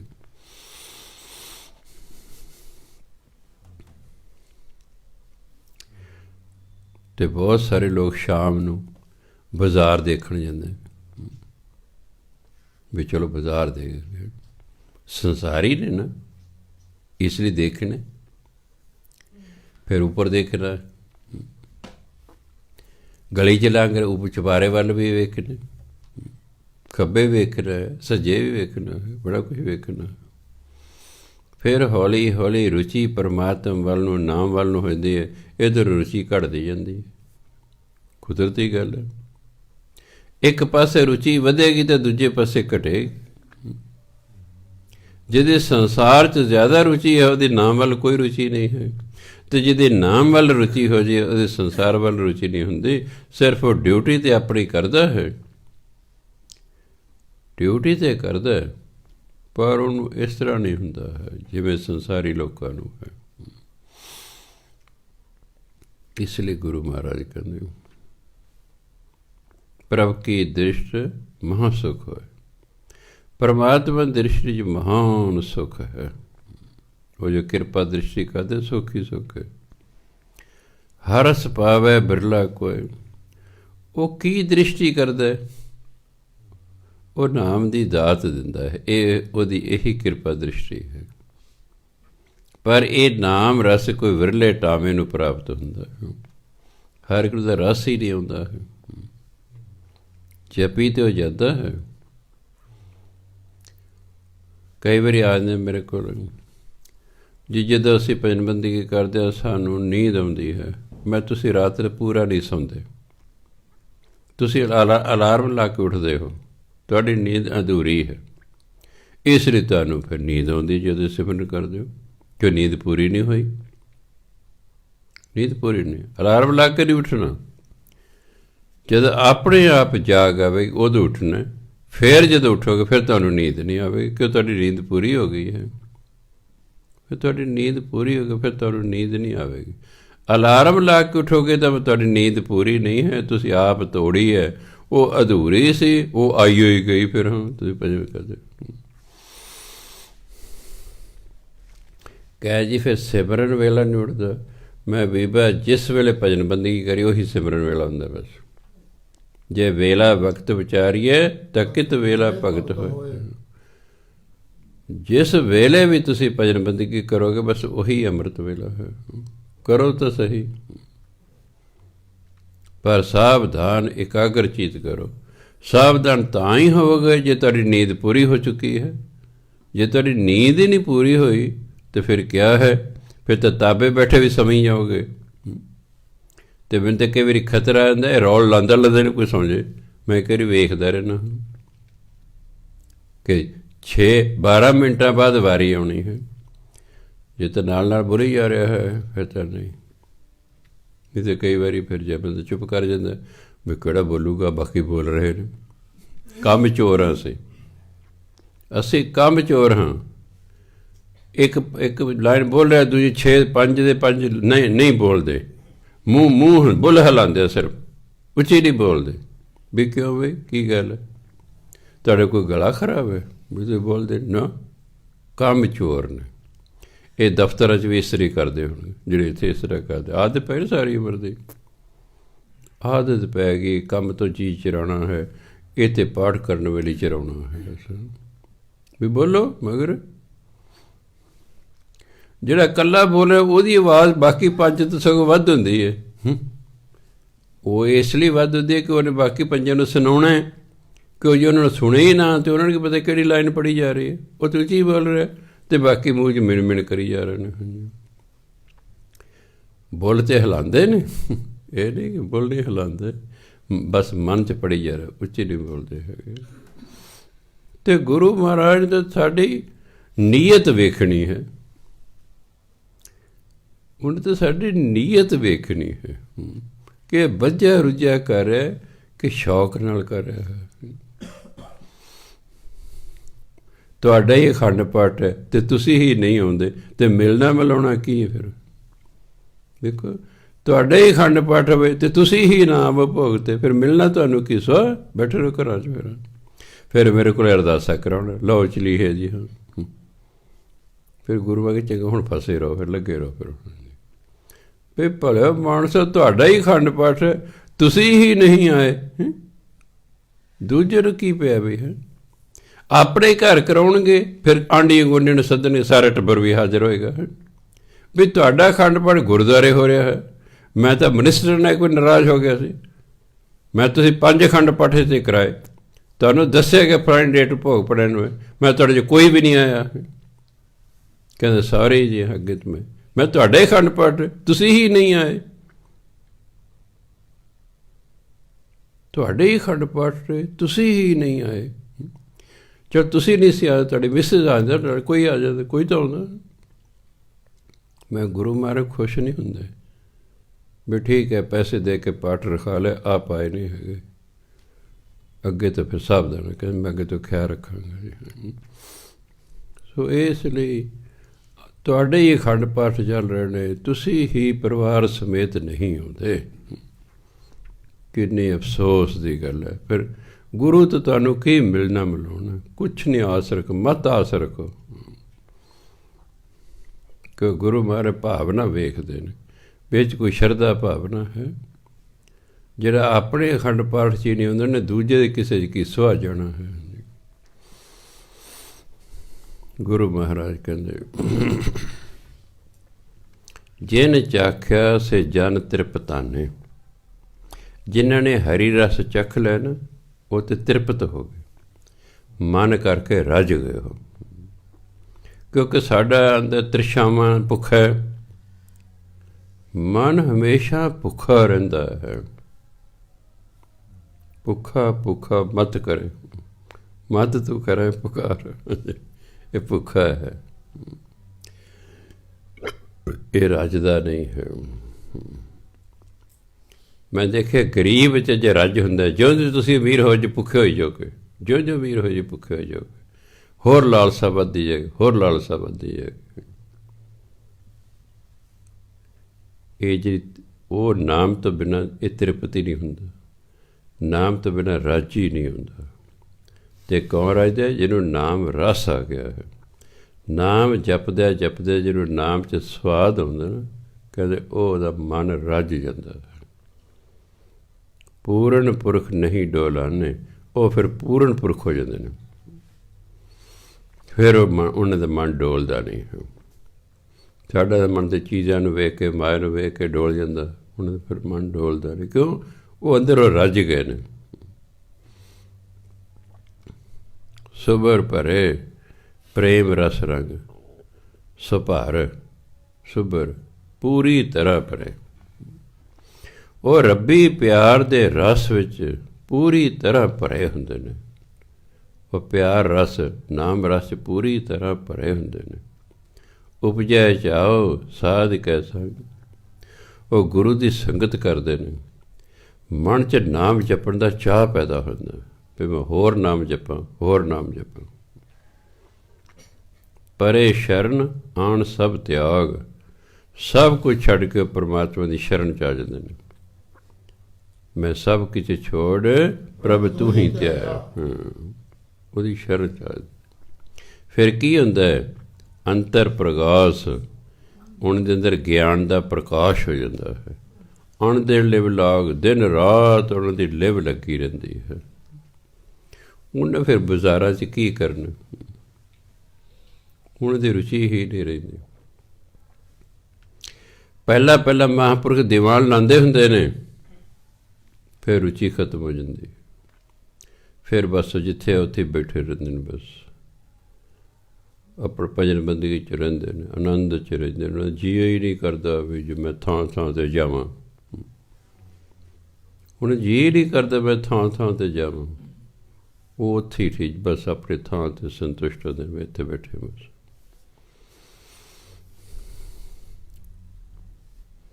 ਪਹਿਲਾਂ ਆਪ ਅਰਦਾਸ ਕਰਦੇ ਨੇ ਜੋ ਵੱਡੀ ਉਮਰ ਹੋ ਜਾਂਦੀ ਹੈ, ਅਵਸਥਾ ਉੱਚੀ ਹੋ ਜਾਂਦੀ ਹੈ, ਫਿਰ ਉਹਨਾਂ ਕਿਸੇ ਲਈ ਅਰਦਾਸ ਕਰਨ ਨੂੰ ਵੀ ਜੀਅ ਨਹੀਂ ਕਰਦਾ। ਫਿਰ ਦੂਜੇ ਨੂੰ ਕਹਿ ਤੂੰ ਭਾਈ ਅਰਦਾਸ ਕਰ ਦੇਣਾ ਦੇ, ਇਹਨੂੰ ਪੁੱਤਰ ਦੀ ਦਾਤ ਦੇ, ਦੂਜੇ ਦੀ ਡਿਊਟੀ ਲਾ ਦੇ ਅਰਦਾਸ ਕਰਨ। ਵੀ ਮੈਨੂੰ ਕੀ ਲੋੜ ਹੈ, ਮੈਂ ਆਪਣੀ ਕਮਾਈ ਇਹਨਾਂ ਸੰਸਾਰੀ ਲੋਕਾਂ ਦੇ ਲਾਈਫ ਰਹਿਣਾ ਅਤੇ ਇਹੋ ਜਿਹੇ ਕਰੀ ਜਾਣਾ। ਧਾਰਮਿਕ ਬੰਦੇ ਤਾਂ ਕਿਉਂ ਅਰਦਾਸ ਕਰਾਉਂਦੇ ਨੇ, ਵੀ ਇਹਦੀ ਕਮਾਈ ਹੈ ਅਤੇ ਰੱਬ ਨੇ ਮੋੜਨੀ ਨਹੀਂ, ਗੁਰੂ ਨੇ ਮੋੜਨੀ ਨਹੀਂ ਹੈਗੀ, ਇਹਦੀ ਕਮਾਈ ਹੈ। ਅਤੇ ਉਹ ਕਹਿੰਦਾ ਮੈਂ ਕੀ ਲੈਣਾ ਇਹਨਾਂ ਤੋਂ, ਮੈਂ ਇਹਨਾਂ ਲਈ ਅਰਦਾਸਾਂ ਕਰਦਾ, ਫਿਰ ਆਪਣੀ ਕਮਾਈ ਲਾਉਂਦਾ, ਫਿਰ ਉਹਨਾਂ ਪਾਠ ਦੇ ਘਰ ਪਾਠ ਬਈ ਘਰ ਪਾਠ। ਮੈਨੂੰ ਮਹਾਂਪੁਰਖਾਂ ਨੇ ਕਿਹਾ ਸੀ ਕਦੇ ਸਿੱਧਾ ਕਿਸੇ ਨੇ ਕਿਹਾ ਤੇਰਾ ਹੋ ਜਾਊਗਾ ਕੰਮ ਨਾ, ਪੜ੍ਹ ਕਰ। ਉਹ ਬਾਬਾ ਜੀ ਮੇਰਾ ਵੀਜ਼ਾ ਲੱਗ ਜੇ, ਲੈ ਪੜ੍ਹ ਕਰ। ਐ ਨਹੀਂ ਕਹਿਣਾ ਹੁਕਮਨਾਮਾ ਲੈਣਾ, ਉਹ 'ਚ ਯੈਸ ਆ ਗਈ ਹੈ, ਇਹਦਾ ਵੀਜ਼ਾ ਲੱਗ ਜੂਗਾ, ਹੁਣ ਕਹਾ ਪੜ੍ਹ ਕਰ ਬਈ ਤੇਰਾ ਵੀਜ਼ਾ ਲੱਗ ਜਾਏਗਾ। ਪੜ੍ਹ ਤੇ ਲਾਉਣਾ ਉਹਨੂੰ, ਹੌਲੀ ਹੌਲੀ ਇਸ ਪਾਸੇ ਲੱਗਿਆ ਲੱਗ ਜਾਏਗਾ ਫਿਰ। ਕਿਉਂਕਿ ਪਹਿਲਾ ਬੰਦਾ ਸਵਾਰਥ ਨਹੀਂ ਲੱਗਦਾ ਇਸ ਪਾਸੇ।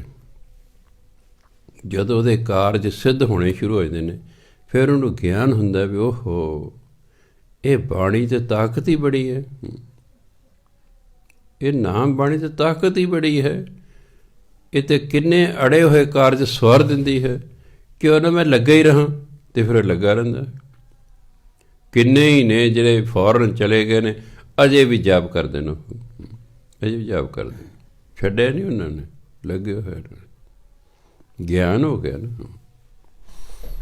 ਕਹਿੰਦੇ ਸਿੱਧਾ ਨਹੀਂ ਕਿਸੇ ਨੂੰ ਕਹਿਣਾ ਹਾਂ ਤੇਰਾ ਕੰਮ ਹੋ ਜਾਊਗਾ, ਹੁਣ ਕਾ ਪਾਠ ਕਰ, ਪਾਠ ਕਰ ਫਿਰ ਤੇਰਾ ਕੰਮ ਛੇਤੀ ਹੋ ਜਾਏਗਾ। ਉਹਨੂੰ ਪਾਠ 'ਤੇ ਲਾਉਣਾ, ਇਸ ਪਾਸੇ ਲਾਉਣਾ। ਪਹਿਲਾਂ ਫਸਿਆ ਹੋਇਆ ਕਰੂਗਾ, ਫਿਰ ਸ਼ੁਕਰਾਨੇ ਵਜਾਪੇ ਕਰਦਾ ਰਹੇਗਾ। ਸੋ ਗੁਰੂ ਮਹਾਰਾਜ ਕਹਿੰਦੇ ਅੰਤਰ ਪ੍ਰਕਾਸ਼ ਅੰਦਿਨ ਲਿਵ ਲਾਗ, ਅੰਦਰ ਗਿਆਨ ਦਾ ਪ੍ਰਕਾਸ਼ ਹੋ ਜਾਂਦਾ। ਹੁਣ ਤਾਂ ਸਾਡੇ ਦਰ ਹਨੇਰਾ ਹੈ, ਹਨੇਰਾ ਹੁਣ ਕਰਕੇ ਸਾਨੂੰ ਪਤਾ ਹੀ ਨਹੀਂ ਕੀ ਠੀਕ ਹੈ ਕੀ ਗਲਤ ਹੈ। ਅਸੀਂ ਅਗਿਆਨੀ ਹਾਂ, ਸੰਸਾਰਿਕ ਤੌਰ 'ਤੇ ਪੜ੍ਹੇ ਹੋਏ ਹਾਂ, ਅੰਦਰ ਹਨੇਰਾ ਹੈ, ਅੰਦਰ ਹਨੇਰਾ ਹੈ। ਪੜ੍ਹਿਆ ਲਿਖਿਆ ਨੂੰ ਵੀ ਨਹੀਂ ਪਤਾ ਕਿ ਜੋ ਕਰ ਰਹੇ ਠੀਕ ਕਰ ਰਹੇ ਕਿ ਗਲਤ ਕਰ ਰਹੇ, ਨਹੀਂ ਪਤਾ ਉਹਨਾਂ ਨੂੰ। ਵੱਡੇ ਵੱਡੇ ਅਫਸਰਾਂ ਨੂੰ ਵੀ ਨਹੀਂ ਪਤਾ ਹੈ।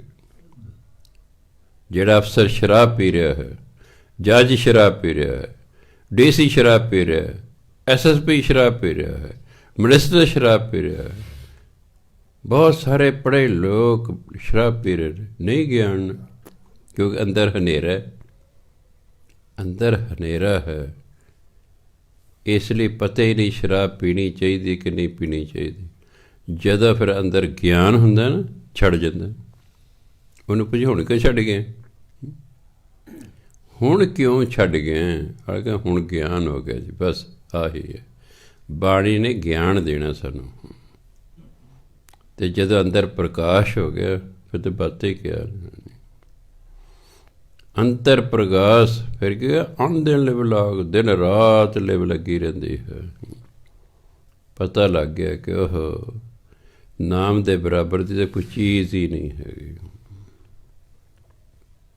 ਜਦੋਂ ਗਿਆਨ ਹੁੰਦਾ, ਮੂੰਹ ਬੰਦੇ ਨਿਕਲਦੇ ਆ ਯਾਰ ਇੰਨੇ ਸਾਲ ਜ਼ਿੰਦਗੀ ਦੇ ਐਵੇਂ ਹੀ ਬਰਬਾਦ ਕਰ ਲਏ, ਕਿਤੇ ਵੇਲੇ ਸਿਰ ਲੱਗੇ ਹੁੰਦੇ, ਐਂ ਕਹਿੰਦੇ। ਜਦੋਂ ਗਿਆਨ ਹੁੰਦਾ ਨਾ, ਫਿਰ ਉਹਨੂੰ ਅਫਸੋਸ ਹੁੰਦਾ ਕਿ ਮੈਂ ਇੰਨੇ ਸਾਲ ਭੁੱਲਿਆ ਭਟਕਿਆ ਰਿਹਾ। ਬੜ ਭਾਗੀ ਜਪਿਆ ਪ੍ਰਭ ਸੋਏ। ਜਿਹੜੇ ਵੱਡੇ ਭਾਗਾਂ ਵਾਲੇ ਹਨ ਉਹ ਪਰਮਾਤਮਾ ਨਾਮ ਜਪਦੇ ਨੇ, ਬਦ ਕਿਸਮਤ ਤਾਂ ਜਪਦੇ ਹੀ ਨਹੀਂ ਹੈਗੇ, ਬਦ ਕਿਸਮਤ ਤਾਂ ਜਪਦੇ ਹੀ ਨਹੀਂ ਹੈਗੇ। ਜੇ ਕਿਤੇ ਜਪਣ ਲੱਗ ਜਾਏ ਫਿਰ ਖੁਸ਼ਕਿਸਮਤ ਨਾ ਹੋ ਜਾਣ। ਅਚਲੀਏ ਦੇਣ ਦਾ ਸਾਡਾ ਕੀ ਮਤਲਬ ਹੈ? ਤੁਸੀਂ ਬਦਕਿਸਮਤ ਹੋ, ਤੁਹਾਨੂੰ ਖੁਸ਼ਕਿਸਮਤ ਕਰਨਾ ਹੈ। ਪੜ੍ਹੋ ਬਾਣੀ। ਉਹ ਫਸੇ ਹੋਏ ਪੜ੍ਹਦੇ ਨੇ, ਹੌਲੀ ਹੌਲੀ ਹੌਲੀ ਖੁਸ਼ਕਿਸਮਤ ਹੋ ਜਾਂਦੇ ਨੇ। ਬਸ ਫਿਰ ਉਹਨੂੰ ਪਤਾ ਲੱਗ ਜਾਂਦਾ ਵੀ ਹਾਂ ਵੀ ਇਸ ਤਾਂ ਬਦਕਿਸਮਤ ਸੀ। ਇਹ 2-4 ਲਾਈਨਾਂ ਨੇ ਸਾਡੀ ਜ਼ਿੰਦਗੀ ਬਦਲ ਕੇ ਰੱਖ ਦਿੱਤੀ ਹੈ। ਲਾਈਨ ਤਾਂ ਇੱਕ ਹੀ ਬੜੀ ਹੁੰਦੀ ਹੈ, ਕਿਤੇ ਕਮਾਈ ਕਰ ਲਈ ਜਾਵੇ। ਇੱਕ ਇੱਕੋ ਪੰਗਤੀ ਹੀ ਬੜੀ ਹੁੰਦੀ ਹੈ। ਉਸ ਨੂੰ ਵਾਰੀ ਵਾਰੀ ਰਿਪੀਟ ਕਰਦੇ ਰਹੋ, ਰਿਪੀਟ ਕਰਦੇ ਜੋ ਉਸ ਪੰਗਤੀ ਲਿਖਿਆ ਤੁਹਾਨੂੰ ਪ੍ਰਾਪਤ ਹੋ ਜਾਏਗਾ। ਸਮਾਂ ਪਾ ਕੇ ਤੁਹਾਨੂੰ ਉਹ ਚੀਜ਼ ਪ੍ਰਾਪਤ ਹੋ ਜਾਏਗੀ। ਸਿਮਰੋ ਸਿਮਰ ਸਿਮਰ ਸੁਖ ਪਾਵੋ, ਸ਼ਬਦੀ ਅਰਥ ਹੈ ਸਿਮਰਨ ਕਰੋ ਤੁਹਾਨੂੰ ਸੁਖ ਮਿਲੇਗਾ। ਨਹੀਂ, ਸਿਮਰੋ ਸਿਮਰ ਸਿਮਰ ਸੁਖ ਪਾਵੋ, ਸਿਮਰੋ ਸਿਮਰ ਸਿਮਰ ਸੁਖ ਪਾਵੋ, ਸਿਮਰੋ ਸਿਮਰ ਸਿਮਰ ਸੁਖ ਪਾਵੋ, ਤੁਹਾਨੂੰ ਸੁਖ ਪ੍ਰਾਪਤ ਹੋ ਜਾਏਗਾ। ਕਿਉਂਕਿ ਜੋ ਇਸ ਲਾਈਨ ਦੇ ਵਿੱਚ ਲਿਖਿਆ ਉਹੀ ਪ੍ਰਾਪਤ ਹੋ ਜਾਏਗਾ। ਇਸ ਲਈ ਨਾਮ ਅਤੇ ਬਾਣੀ 'ਚ ਕੋਈ ਫਰਕ ਨਹੀਂ ਹੈ। ਨਾਮ ਬਾਣੀ 'ਚ ਕੋਈ ਫਰਕ ਨਹੀਂ ਹੈ। ਜੋ ਬਾਣੀ 'ਚ ਲਿਖਿਆ ਨਾ ਉਸ ਲਾਈਨ 'ਚ ਉਹੀ ਤੁਹਾਨੂੰ ਪ੍ਰਾਪਤ ਹੋ ਜਾਏਗਾ। ਚਾਹੇ ਵਾਹਿਗੁਰੂ ਵਾਹਿਗੁਰੂ ਕਰੀ ਜਾਓ ਅਤੇ ਚਾਹੇ ਉਸੇ ਲਾਈਨ ਦਾ ਜਾਪ ਕਰੀ ਜਾਓ, ਇੱਕੋ ਹੀ ਗੱਲ, ਉਹੀ ਪ੍ਰਾਪਤੀ ਹੋ ਜਾਏਗੀ। ਜਿਹਦੀ ਮਰਜ਼ੀ ਤਜਰਬਾ ਕਰਕੇ ਵੇਖ ਲਓ। ਕਿਉਂ? ਵਾਹ ਵਾਹ ਬਾਣੀ ਨਿਰੰਕਾਰ ਹੈ, ਤਿਸ ਜੇਵ ਡਾਵਰ ਨਾ ਕੋਈ। ਇਹ ਤਾਂ ਆਪ ਹੀ ਨਿਰੰਕਾਰ ਹੈ। ਨਾਮ ਵੀ ਪਰਮਾਤਮਾ ਦਾ ਨਾਮ ਹੈ ਅਤੇ ਬਾਣੀ ਆਪ ਹੀ ਨਿਰੰਕਾਰ ਹੈ। ਇਸ ਲਈ ਬਾਣੀ ਅਤੇ ਨਾਮ 'ਚ ਕੋਈ ਫਰਕ ਨਹੀਂ ਸਮਝਣਾ ਹੈਗਾ। ਇਹ ਤੁਹਾਡੀ ਆਪਣੀ ਰੁਚੀ ਹੈ। ਨਾਮ ਜਪਣ 'ਚ ਰੁਚੀ ਹੈ, ਨਾਮ ਜਪੀ ਜਾਓ। ਬਾਣੀ 'ਚ ਰੁਚੀ ਹੈ, ਬਾਣੀ ਪੜ੍ਹੀ ਜਾਓ। ਇੱਕ ਇੱਕ ਲਾਈਨ ਦੀ ਕੀਮਤ ਹੈ। ਮੈਂ ਕਈ ਬੈਠਾ ਸੋਚਦਾ ਵੀ ਜੀ ਇੱਕ ਲਾਈਨ ਦੇ ਵਿੱਚ ਇੰਨੀ ਸ਼ਕਤੀ ਹੈ, ਇਹ ਸਾਰੇ ਗੁਰੂ ਗ੍ਰੰਥ 'ਚ ਕਿੰਨੀ ਹੋਵੇਗੀ? ਤੁਸੀਂ ਅੰਦਾਜ਼ਾ ਲਾ ਕੇ ਦੇਖੋ। ਇੱਕ ਪੰਗਤੀ 'ਚ ਇੰਨੀ ਸ਼ਕਤੀ ਹੈ, ਔਰ 1430 ਅੰਗ 'ਚ ਕਿੰਨੀ ਸ਼ਕਤੀ ਹੋਵੇਗੀ? ਬਸ ਸਾਡੀ ਬਦਕਿਸਮਤੀ ਹੈ ਕਿ ਅਸੀਂ ਲਾਭ ਨਹੀਂ ਉਠਾਉਂਦੇ ਹੈਗੇ। ਸਾਡਾ ਤਾਂ ਉਹ ਹਾਲ ਹੈ, ਗੰਗਾ ਦੇ ਕੰਢੇ ਬੈਠੇ ਪਿਆਸੇ ਮਰ ਰਹੇ ਹਨ। ਸਾਨੂੰ ਕੌਣ ਸਿਆਣਾ ਕਹੇਗਾ? ਗੰਗਾ ਦੇ ਕੰਢੇ 'ਤੇ ਬੰਦਾ ਬੈਠਾ ਹੋਵੇ ਅਤੇ ਫਿਰ ਪਿਆਸਾ ਮਰ ਜਾਏ, ਉਹਨੂੰ ਸਿਆਣਾ ਕੌਣ ਕਹੇਗਾ? ਉਤਰ ਕੇ ਪਾਣੀ ਪੀ ਲੈ। ਇਹ ਗੰਗਾ ਹੈ ਸਾਡੀ, ਅਸੀਂ ਇਹਦੇ ਕੰਢੇ 'ਤੇ ਬੈਠੇ ਪਿਆਸੇ ਮਰ ਰਹੇ ਹਾਂ। ਸਾਨੂੰ ਕੌਣ ਸਿਆਣਾ ਕਹੇਗਾ? ਨਾਨਕ ਨਾਮ ਰਤੇ ਸੁਖ ਹੋਏ। ਜਿਹੜੇ ਵੱਡੇ ਭਾਗਾਂ ਵਾਲੇ ਨੇ ਉਹ ਫਿਰ ਪਰਮਾਤਮਾ ਦਾ ਨਾਮ ਜਪਦੇ ਨੇ। ਨਾਮ ਜਪਦੇ ਜਪਦੇ ਨਾਮ 'ਚ ਰੰਗੇ ਜਾਂਦੇ ਹਨ। ਨਾਮ ਦਾ ਰੰਗ ਚੜ੍ਹ ਜਾਂਦਾ ਉਹਨਾਂ 'ਤੇ। ਸੁਖ ਹੋਏ, ਖੱਖੇ ਨੂੰ ਔਂਕੜ ਲੱਗੇ। ਜਦੋਂ ਖੱਖੇ ਨੂੰ ਔਂਕੜ ਨਾ ਆਵੇ ਤਾਂ ਸੁਖ ਹੈ, ਉਹ ਸੰਸਾਰੀ ਸੁਖ ਹੈ। ਸੁਖ ਦਾ ਵਿਰੋਧੀ ਸ਼ਬਦ ਦੁੱਖ ਹੈ। ਜਦੋਂ ਖੱਖੇ ਨੂੰ ਔਂਕੜ ਆ ਜੇ ਇੱਕੋ ਹੀ ਸੁਖ ਹੈ, ਉਹ ਹੈ ਆਨੰਦ। ਆਨੰਦ ਦੀ ਪ੍ਰਾਪਤੀ ਹੋ ਜਾਂਦੀ ਹੈ। ਫਿਰ ਕਦੇ ਸੁੱਖ ਉਹ ਦੁੱਖ 'ਚ ਬਦਲਦਾ ਹੀ ਨਹੀਂ ਹੈਗਾ। ਸੇਵਕ ਕੀ ਮਨਸਾ ਪੂਰੀ ਭਈ, ਸਤਿਗੁਰ ਤੇ ਨਿਰਮਲ ਮਤ ਲਈ। ਜਿਹੜਾ ਸੇਵਕ ਹੁੰਦਾ ਉਹਦੀ ਇੱਛਾ ਪੂਰੀ ਹੋ ਜਾਂਦੀ ਹੈ। ਮਨਸਾ ਇੱਛਾ। ਗੁਰੂ ਤਾਂ ਫਿਰ ਕੀ ਕਰਦਾ? ਨਿਰਮਲ ਮਤ ਲਈ। ਅਸੀਂ ਕਿਸੇ ਨੂੰ ਮਤ ਦਿੰਦੇ ਹਾਂ, ਸਾਡੀ ਸੰਸਾਰੀ ਮਤ ਹੈ, ਸਾਡੀ ਮਤ ਨਿਰਮਲ ਨਹੀਂ ਹੈ। ਗੁਰੂ ਦੀ ਮਤ ਨਿਰਮਲ ਹੈ। ਨਿਰਮਲ ਤੇ ਸਭ ਨਿਰਮਲ ਹੋਵੇ। ਨਿਰਮਲ ਚੀਜ਼ ਹੀ ਦੂਜੇ ਨੂੰ ਨਿਰਮਲ ਕਰ ਸਕਦੀ ਹੈ। ਸਾਬਣ ਨਿਰਮਲ ਹੁੰਦਾ ਹੈ, ਆਪ ਮੈਲਾ ਨਹੀਂ ਹੁੰਦਾ। ਮੈਲੇ ਕੱਪੜੇ ਨੂੰ ਸਾਫ਼ ਕਰਨਾ ਆਪ ਮੈਲਾ ਨਹੀਂ ਹੁੰਦਾ। ਗੁਰੂ ਦੀ ਮਤ ਨਿਰਮਲ ਹੁੰਦੀ ਹੈ, ਇਸ ਲਈ ਦੂਜਿਆਂ ਦੀ ਮੱਤਾਂ ਨੂੰ ਨਿਰਮਲ ਕਰ ਦਿੰਦੀ ਹੈ। ਉਹ ਫਿਰ ਗੁਰੂ ਤੋਂ ਨਿਰਮਲ ਮਤ ਪ੍ਰਾਪਤ ਕਰਦਾ ਹੈ। ਜਨ ਕੋ ਪ੍ਰਭ ਹੋਇਓ ਦਇਆਲ। ਜਨ ਹੁੰਦਾ ਜਿਹੜਾ ਪਰਮਾਤਮਾ ਦਾ ਭਗਤ ਹੈ। ਪਰਮਾਤਮਾ ਆਪਣੇ ਭਗਤਾਂ ਦੇ ਫਿਰ ਦਿਆਲੂ ਹੋ ਜਾਂਦਾ ਹੈ। ਸੇਵਕ ਕੀਨੋ ਸਦਾ ਨਿਹਾਲ। ਸੇਵਕ ਨੂੰ ਸਦਾ ਹੀ ਨਿਹਾਲ ਕਰ, ਜਾ ਤੂੰ ਸਦਾ ਹੀ ਖੁਸ਼ ਰਹਿ। ਗੁਰੂ ਨੇ ਤਾਂ ਕਿਰਪਾ ਦ੍ਰਿਸ਼ਟੀ ਕਰਨੀ। ਕਿੱਥੇ ਕਾਬਲ ਹੈ? ਭਾਈ ਗੋਂਦਾ ਉੱਥੇ ਬੈਠਾ ਹੈਗਾ। ਉਹਦੇ ਗੁਰੂ ਸਰੀਰ ਰੂਪ ਵਿੱਚ ਸਨ। ਬੜੇ ਧਿਆਨ ਨਾਲ ਗੁਰੂ ਦੇ ਦਰਸ਼ਨ ਇੱਕ ਵਾਰੀ ਕਰ ਲੈਂਦੇ, ਆਪਣੇ ਬਿਠਾ ਲੈਂਦੇ ਅੱਖਾਂ 'ਚ ਵੀ ਇਹੋ ਜਿਹੀ ਪੱਗ ਬੰਨ੍ਹਦੇ ਨੇ, ਇਹੋ ਜਿਹਾ ਉਹਨਾਂ ਦਾ ਚਿਹਰਾ ਹੈ, ਇਹੋ ਜਿਹੀ ਉਹਨਾਂ ਦੀ ਦਾੜੀ ਹੈ, ਇਹੋ ਜਿਹੇ ਉਹਨੇ ਕੱਪੜੇ ਪਾਏ ਹੋਏ ਨੇ, ਇਹੋ ਜਿਹੀ ਉਹਨਾਂ ਦੀ ਡੀਲ ਡੋਲ ਹੈ, ਇਹੋ ਜਿਹੇ ਉਹਨਾਂ ਦੇ ਚਰਨ ਨੇ।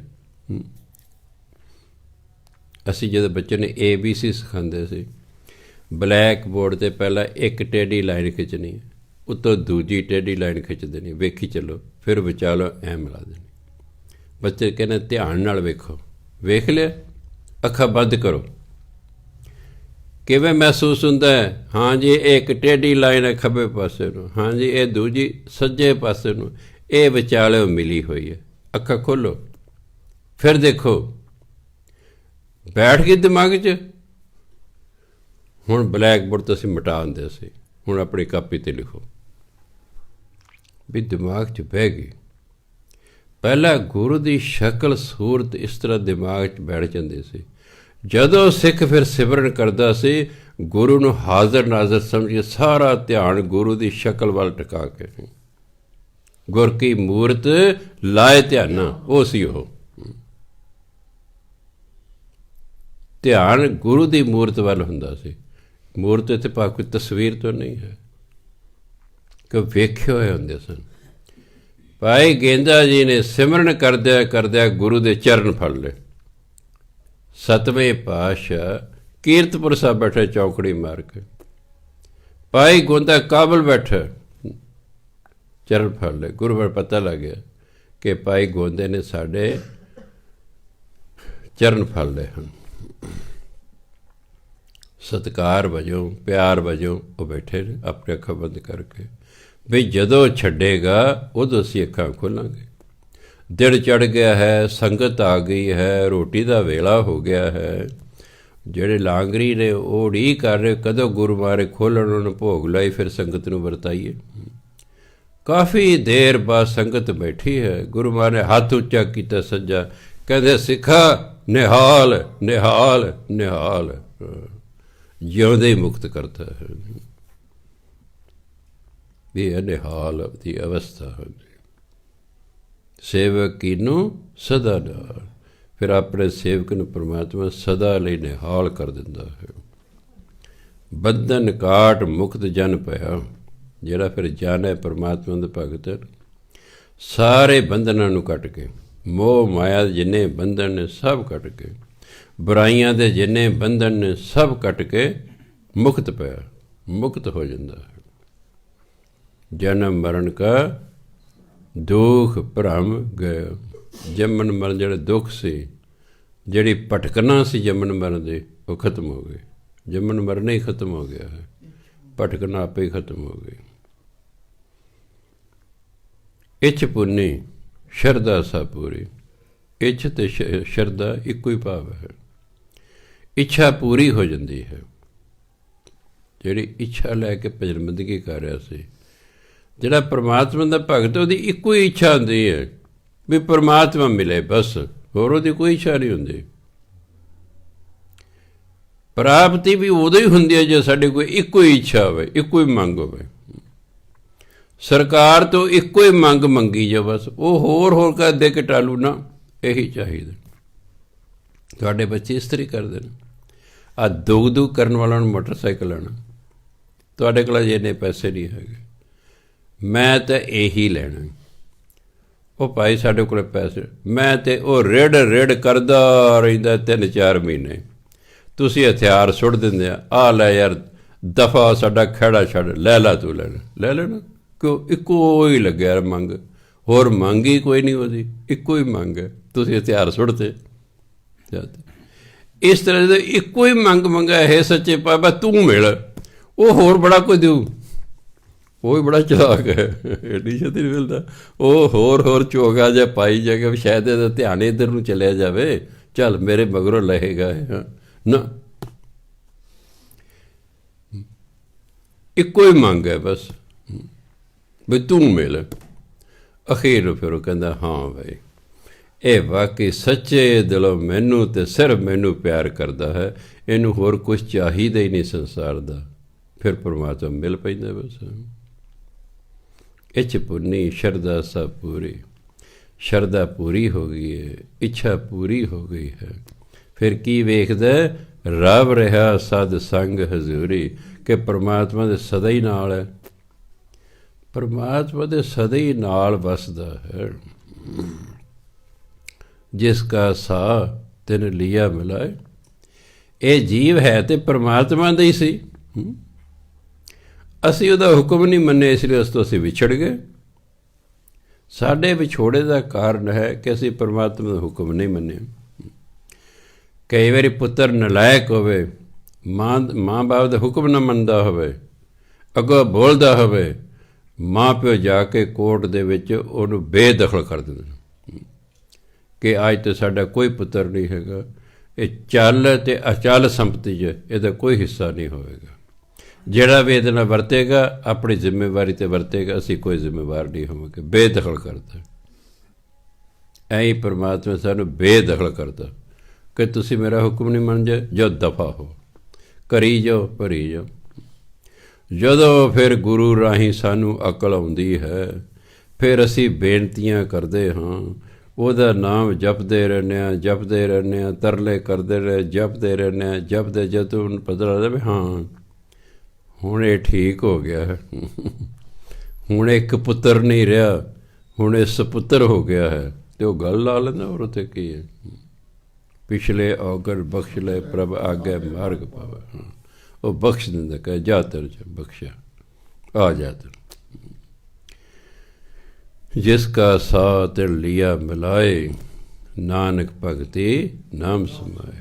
ਉਹ ਭਗਤੀ ਕਰਦਾ ਕਰਦਾ ਨਾਮ ਦੇ ਵਿੱਚ ਹੀ ਲੀਨ ਹੋ ਜਾਂਦਾ ਹੈ। ਸੋ ਕਿਉਂ ਬਿਸਰੈ ਜੇ ਘਾਲ ਨਾ ਪੰਨ। ਜੇ ਮੈਨੇ ਜਿਹੜਾ ਘਾਲ ਅਸੀਂ ਸਿਮਰਨ ਕੀਤਾ, ਘਾਲ ਨਾ ਕਾਲੇ, ਪਰਮਾਤਮਾ ਉਹਨੂੰ ਖਰਾਬ ਨਹੀਂ ਕਰਦਾ। ਇੱਕ ਤਿਲ ਨਹੀਂ ਭੰਨਿਆ ਘਾਲੇ। ਜਿੰਨੀ ਵੀ ਤੁਸੀਂ ਭਜਨਬੰਦੀ ਕੀਤੀ, ਪਰਮਾਤਮਾ ਸਾਰੀ ਦੀ ਸਾਰੀ ਸਵੀਕਾਰ ਕਰਦਾ ਹੈ। ਇੱਕ ਤਿਲ ਮਾਤਰ ਵੀ ਐਵੇਂ ਨਹੀਂ ਜਾਣ ਦਿੰਦਾ ਹੈ।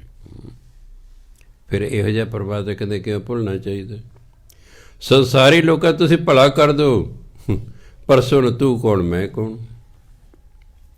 ਪਰਮਾਤਮਾ ਕਹਿੰਦੇ ਇਹਨੇ ਮੇਰੇ ਇੱਕ ਵਾਰੀ ਨਾਮ ਲਿਆ ਸੀ, ਉੱਥੇ ਧਰਵਾਰ ਕਹਿੰਦੇ ਲਿਖ ਲੈ, ਇਹਦੇ ਨਾਮ ਦੇ ਸਾਹਮਣੇ ਲਿਖ ਲੈ ਕਿ ਇਹਨੇ ਇੱਕ ਵਾਰੀ ਨਾਮ ਜਪਿਆ ਸੀ, ਤਾਂ ਫਲ ਇਸ ਨੂੰ ਦੇਣਾ, ਇਹਦਾ ਫਲ ਦੇਣਾ। ਸੋ ਇਸ ਲਈ ਉਹ ਪਰਮਾਤਮਾ ਜਿਹੜੀ ਸਾਡੀ ਘਾਲਣਾ ਨੂੰ ਵਿਅਰਥ ਨਹੀਂ ਕਰਦਾ, ਉਹ ਨਹੀਂ ਵਿਸਰਨਾ ਚਾਹੀਦਾ। ਸੋ ਕਿਉਂ ਬਿਸਰੈ ਜੇ ਕੀਆ ਜਨ। ਅਸੀਂ ਤਾਂ ਕੀਤੇ ਅਹਿਸਾਨ ਨੂੰ ਭੁੱਲ ਭੁਲਾ ਜਾਂਦੇ ਮਗਰੋਂ। ਕਿਸੇ ਨੇ ਸਾਡੇ 'ਤੇ ਅਹਿਸਾਨ ਕੀਤਾ ਕੁਝ ਸਾਲਾਂ ਬਾਅਦ ਅਸੀਂ ਭੁੱਲ ਭੁਲਾ ਜਾਂਦੇ। ਨਹੀਂ, ਉਹ ਨਹੀਂ ਭੁੱਲਦਾ। ਜੋ ਅਸੀਂ ਕੀਤਾ ਹੈ ਉਹਦੇ ਲਈ, ਜੋ ਅਸੀਂ ਨਾਮ ਜਪਿਆ ਹੈ, ਬਾਣੀ ਪੜ੍ਹੀ, ਉਹਨੂੰ ਭੁੱਲਦਾ ਨਹੀਂ ਹੈਗਾ। ਇਸ ਲਈ ਇਹੋ ਜਿਹੇ ਰੱਬ ਨੂੰ ਨਹੀਂ ਭੁੱਲਣਾ ਚਾਹੀਦਾ। ਉਹ ਜਾਣਦਾ, ਕੀਤੇ ਨੂੰ ਜਾਣਦਾ ਹੈ। ਸੋ ਕਿਉ ਬਿਸਰੈ ਜਿਨ ਸਭ ਕੁਛ ਦੀਆ। ਉਹ ਪਰਮਾਤਮਾ ਜਿਹਨੇ ਸਭ ਕੁਝ ਦਿੱਤਾ, ਉਹ ਨਹੀਂ ਵਿਸਰਨਾ ਚਾਹੀਦਾ। ਸੋ ਕਿਉ ਬਿਸਰੈ ਜੇ ਜੀਵਨ ਜੀਆ। ਜਿਹਨੇ ਸਾਨੂੰ ਜਿੰਦ ਦਿੱਤੀ ਹੈ, ਜੀਆ ਜਿੰਦ, ਜਿੰਦ ਨੂੰ ਕਹਿੰਦੇ, ਸੋ ਵੇ ਜੀਆ ਆਪਣਾ ਕੀ।